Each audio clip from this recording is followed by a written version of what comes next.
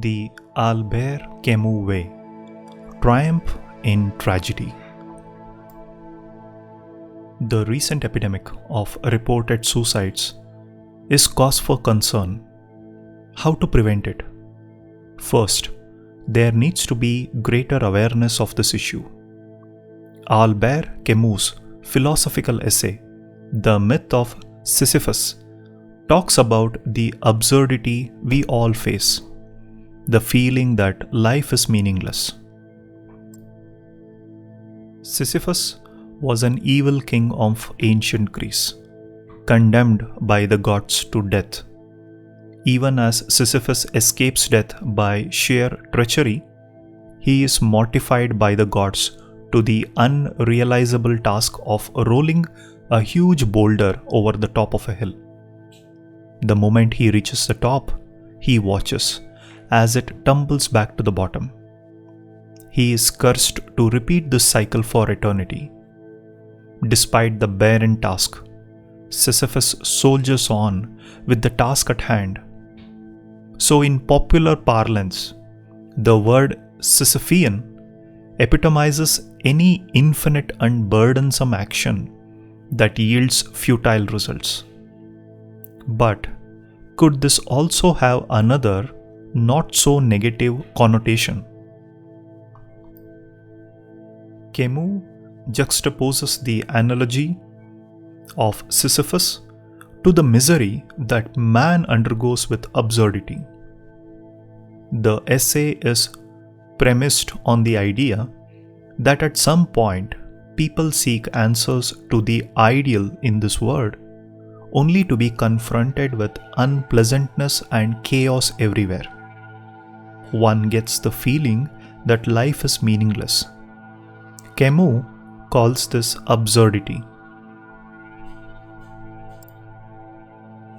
Camus sees three possible philosophical responses emerging to this state of hopelessness.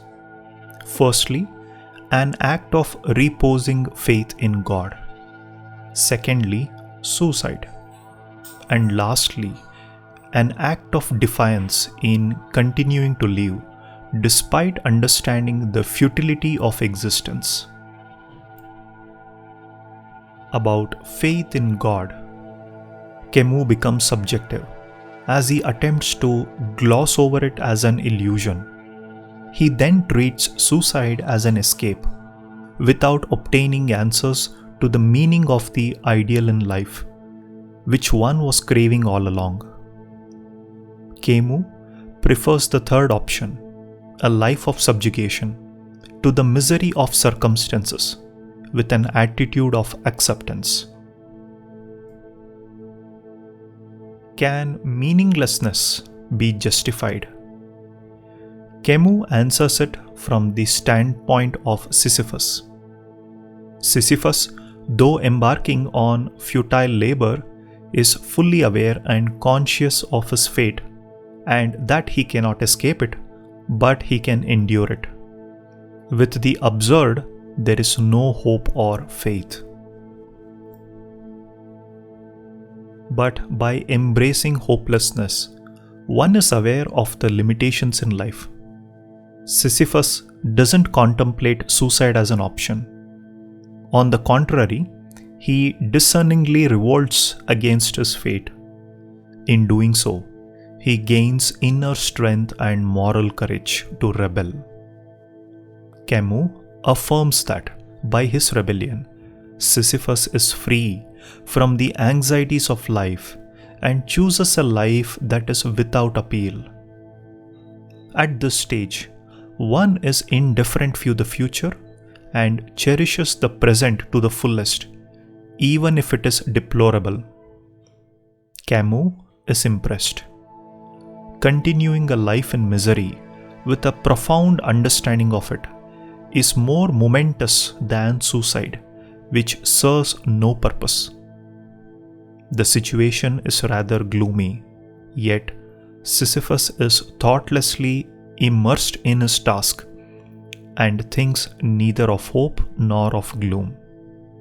He is fully aware of the absurd and is the master of his fate.